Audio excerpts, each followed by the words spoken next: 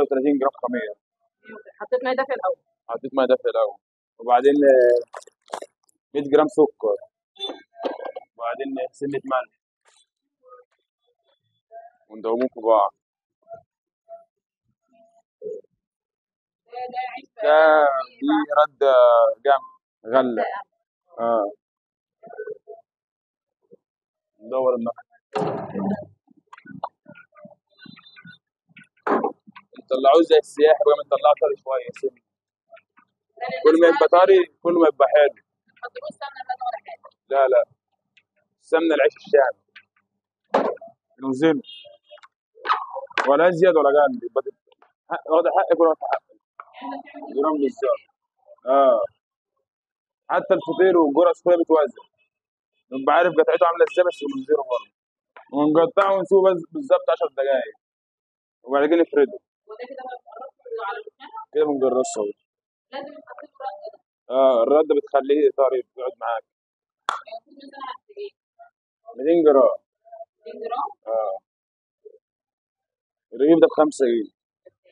العيش اللي هو القمح دوت السياحي اللي هو الشامي، ده اللي هو القمح. ده انت بتخمره بقى، بتعمل كام دور مثلا من ده؟ يعني مثلا بنشتغل كده طرحه بطرحه كده، يعني عندنا بعدنا كده. اولا العيش دوت بيتعجن بميه بسكر، 3 كيلو ميه عليهم 2 كيلو دقيق وكوبايه سكر. طب ليه بتغسله بقى؟ ما عشان يبقى نصين. بتعمل كام واحد مثلا في اليوم، كام دور كده؟ ما حسب الشغل، يعني الشغل مش كده شويه كده شويه كده، حسب. يعني بنرش عليه ميه بزيت، بيحمر وش الرغيف وبيخليه معاك طري طول النهار، رش ميه بزيت ما يبقورش منك. عارف الناس بتقسمه بقى. الصيف في البرغيف الكبير بيطلعه برضه ب5 جنيه. بيبقى واحد. القمح ده بيبقى عليه سن. ماشي. القمح ده بيبقى عليه سن، يبقى طري، ما يعملش زي العيش الشامي، ما بيندخش بالحمام. ده بترش عليه ميه بزيت. ميه بزيت بيحمر وش الرغيف وبيخلي العيش معاك طري، ما يبقاش منه. انا مش هيكمل لفه واحده. عندي الرغيف كله موحد، يعني الرغيف كله زي بعض، الرغيف كله زي بعض نفس النوع. نار العيش غير نار الفطير، نار العيش بحب النار عاليه غير نار الفطير، بيحب النار العاليه.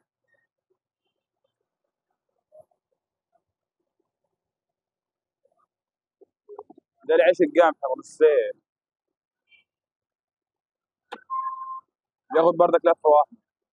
ده عليه الطلب في رمضان، وهو العيش الكبير منه الكبير اللي هو القمح الكبير، بس انا بنرد عن كده، بيبقى مطلوب في رمضان عن القيامه، عن السياح، اللي هو القمح ده بيبرد بيتحط في الفريزر، يقعد 3 ايام ما يحصلوش اي حاجه، وقبل ما تطلعي الاكل ولا اي حاجه بتسيبها 10 دقايق بره، يرجع زي ما كان.